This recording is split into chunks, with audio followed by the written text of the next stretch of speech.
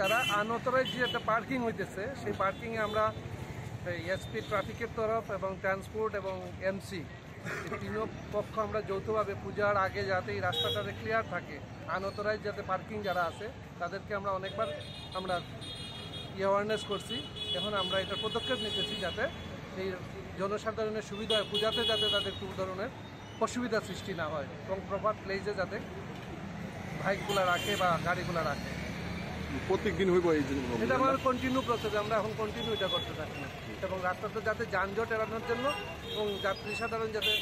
ভালোভাবে রাস্তাতে চলাফেরা করতে পারে এবং দুর্ঘটনার থেকে যাতে আমরা রক্ষা পেতে পারি, এটাই হলো মুখ্য উদ্দেশ্য।